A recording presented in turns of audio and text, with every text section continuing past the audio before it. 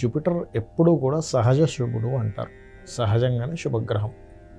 So సహజ శుభగ్రహమైనటువంటి గురుగ్రహము 90% of పీపుల్కి, 99 కూడా అనుకోండి, మనకి ఖగోళంలో కూడా గమనించినట్లయితే జూపిటర్ అంటారు కదా, మన భూగోళం వైపు ఏదైనా శకలం వచ్చేటప్పుడు దాని వైపు లాగేసుకుని గురుత్వాకర్షణ శక్తి అంటారు. ఏ శకలాలైనా మన భూమిని తాకపోవడానికి కారణం ఏంటంటే అది లాగేసుకుంటుంది తన వైపు. అంటే సహజంగానే తనకి ఒక లక్షణం ఉంటుంది గురుగ్రహానికి. అలాగే మన జన్మజాతకంలో కూడా ఏదైనా ఒక దోషం ఉంది అంటే రకరకాల దోషాలు ఉంటాయి, సర్పదోషాలు ఉంటాయి, లేనట్లయితే మనకి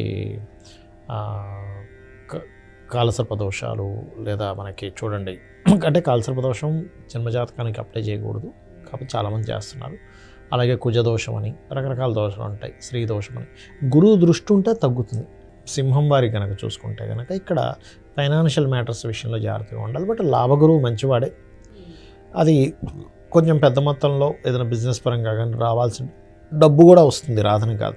కానీ మనం ఎవరికైనా అప్పు రూపంలో ఇస్తున్నాము, అవి కొంత జాగ్రత్తగా ఉండాలి. ఏ గ్రహమైనా మీకు మంచి ఫలితాలు ఇవ్వాలి, అందులో ముఖ్యంగా గురువు మంచి ఫలితాలు ఇవ్వాలంటే ఇప్పుడు నడుస్తున్నటువంటి గోచారరీత్యా కూడా మీరు దక్షిణామూర్తి స్తోత్రము మెయిన్గా చేసుకుంటూ ఉండాలి. అలాగే శని యొక్క ప్రభావం కూడా తగ్గాలి అంటే కనుక కాలభైరవ అష్టకము చదవడము, గోవుకి బెల్లం తినిపించడము, కాస్త నూనె, శివాలయంలో నూనెను దానంగా ఇవ్వడము, ఇవి చేస్తూ ఉండడం. లేదా గూడాన్నము అంటారు, బెల్లముతో చేసినటువంటి పదార్థాన్ని మనం దేవుడి దగ్గర నివేదన చేసి దాన్ని నలుగురికి ప్రసాదంగా పంచడం చేసినట్లయితే అన్ని విధాలా బాగుంటుంది.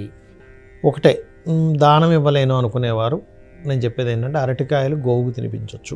లేదంటే గోశాల కూడా మనకి దగ్గరగా లేదు, ఏం చేయాలి అని అనుకునేటువంటి వాళ్ళు ఇంట్లో ఒకటే దిగంబర దిగంబర శ్రీపాదవల్లభ దిగంబర అనే మంత్రం, లేదా దక్షిణామూర్తి యొక్క స్తోత్రం వినడం, చదవడం అందరికీ రాదు, వినడం చేయొచ్చు.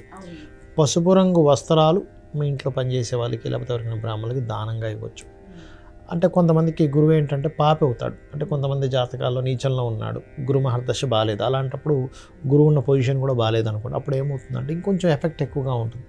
ఎలాంటి ఎఫెక్ట్ ఉంటుంది గురువు బాగాలేని వాళ్ళకి అంటే గురువులతో ఇబ్బంది, లేకపోతే ఒక పూజ చేయబోయి ఇంకోటి ఏదో, అంటే కొంతమంది చూడండి కొన్ని ఇప్పుడు సహజంగా కూడా ఈ శని ఇలా ఉన్నప్పుడు ఏమవుతుందంటే వైదిక సంబంధించిన పూజలు పక్కన పెట్టేసి కొంచెం డిఫరెంట్ పూజల వైపు మనుషులు కూడా మల్లుతూ ఉంటారు. ఇటువంటివి కూడా జరుగుతూ ఉంటాయి. అటువంటివి చేయడం వల్ల కొంతమందికి ఎఫెక్ట్ ఉంటుంది, కొంతమందికి మంచి జరుగుతుంది, కానీ ఎందుకంటే వాళ్ళకి అది కుదరనప్పుడు. అలాగే గురువుల ద్వారా కొంతవరకు వీళ్ళకి కొంత నిందలు పడ్డం, గురువు బాగోపోతే, ఇవన్నీ కూడా దక్షిణామూర్తి స్తోత్రం కనుక చదువుకుంటే వింటే ఏమవుతుందంటే ముందుగా దాని అర్థం తెలుసుకొని చేయాలి. అప్పుడు జ్ఞానం అనేటువంటిది వస్తుంది. మనం దేని గురించి ఇబ్బంది పడుతున్నాం, నేను దేనికి బాధపడాలి, నేను దేని గురించి అనవసరంగా నేను చింతిస్తున్నాను.